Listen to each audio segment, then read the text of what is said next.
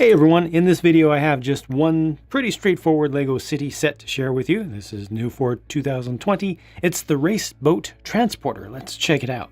This one gives you a 6-stud wide cab over 2-axle semi rig to pull a trailer which has on it an 8-stud wide race boat, and then you get 2 minifigs.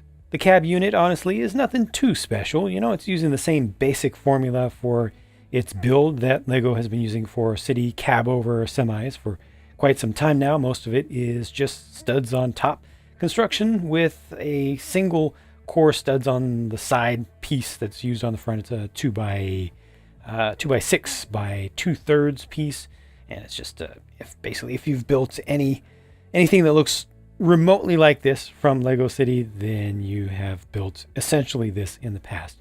It's a 5+ set, so there is not intended to be a tremendous amount of complexity here. You do see some awkward colors with the completely unnecessary blue, a little bit of extra lime green showing up at the back.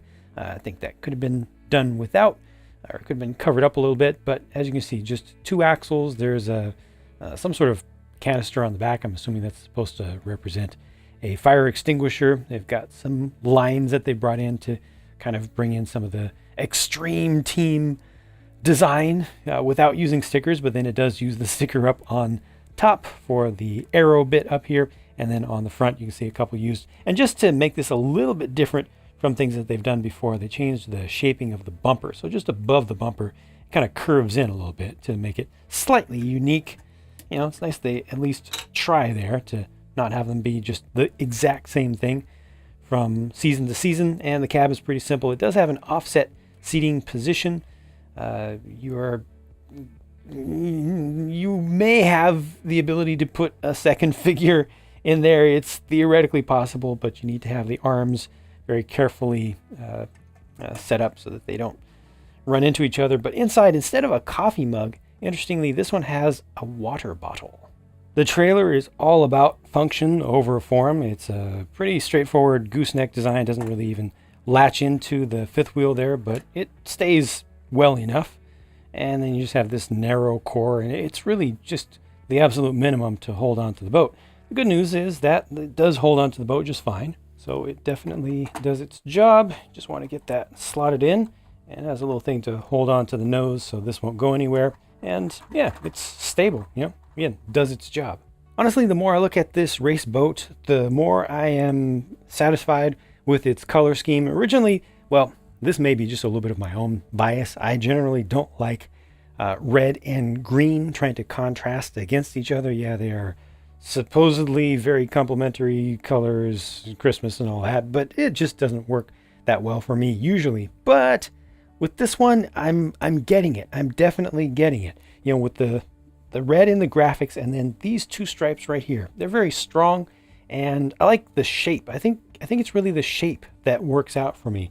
So you've got a little bit of curvature right here, and then this long curve interrupted by just a little bit of texture there. And then the use of this canopy piece, which is the wider one that has a weird shape along the sides. I think the first time I saw that used in a set was in a Black Panther jet set from the Marvel series, and I really didn't like it that much there, but thought it had potential. Here it works great. I think it just adds something a little different to the overall look and feel. I would probably like to see something right there. Just put a tile right there to start the dark color right here just a little bit. I think would look a little bit better, but just a tiny nitpick. This has these huge engine intakes. Are they supposed to be actual jets, or are they just intakes, or are they both? They're jet intakes. You know, maybe this thing is actually turbine powered, but you got your 2 surface piercing propellers on the back, which are actually lined up very nicely there, and a little bit of extra detailing down the center. Look at that, with those 5-sided Nexo Knights shield add-on pieces, those tiles in there to just add a little extra shaping, and these are a little extra as well. You know, it's just not the minimum that is necessary to make this thing work. I think it's definitely much better than many of this type of race boat that LEGO has made in the past. And you open up the canopy, and inside you have a steering wheel and a single seat plus a printed console piece. So yeah, everything that I could reasonably ask for in a single seater. Also, I don't have any water right here in the studio with me, but this is a unitary hull, and this will float. It's not set up to have any motor connected to it or anything, but it'll float. These things work well, and that is an excellent bonus to be able to actually throw it into the bathtub or throw it into a pool or even a small pond. Here are the two figures. There's one personal flotation device or life jacket, whichever you want to see that as, between them, because only one of them is going to be on the water at a time, and there's one helmet between them. The hairpiece is kind of gender neutral, so you can swap that between the two if you want to switch their roles or whatever, and the torsos are also identical, so you are not missing anything underneath that big orange blob on the right. And as for alternate faces between these two, sorry, nothing. Lastly, here are the spare parts from the set. Over here, just a handful of little things, and this is the spent sticker sheet to show you that you had 3 stickers for license plates, and then just a small number of additional ones that I felt were an appropriate number for this set to give it some extra oomph and some extra texture and interest. So this thing goes for $30 US. And do I think that's a fair price for this set?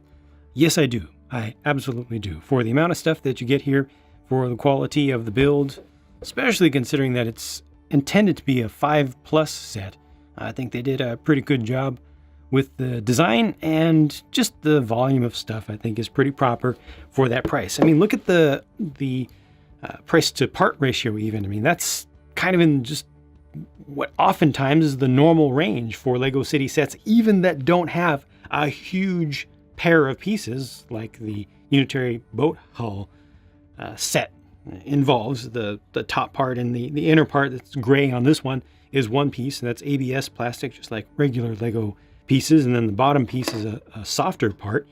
So, you know, for that to be the price to part ratio with that set of huge pieces, yeah, no problem right there. Overall, I just think it's a pretty decently designed basic boat set. You know, there's nothing too special, too fancy about it. Certainly the cab unit is, well, not really. I was going to say the cab unit is the least interesting thing here, but no, the trailer is, right? The trailer is absolutely just 100% function over form, but at least you do have to build it, and it's a fine build. You know, it's basic, but it absolutely works. You have to put it together yourself. It's not using one of those old preformed large semi-trailer base pieces, which I personally really liked, but they didn't give you as much of a proper Lego building experience. And this you put together pretty quickly, so even for younger kids, I think that, you know, they'll get success from it pretty quickly and easily. And yeah, just overall, this I think was well designed for what it's intended to be. It's not for everyone, but for folks looking for something like this, I think it's well done at a respectable price. That's it for my thoughts. This was a fairly quick build, so if you want to see how anything went together on the inside, just check out the speed build. It goes by rather quickly indeed. Or you can throw on the pure build if you just want to have something to have going in the background with nothing but the sounds, the pure sounds of the Lego pieces being put together, no talking and no music. Check out one of those if you want to. It's entirely up to you, and we'll talk to you again soon. Thanks for watching.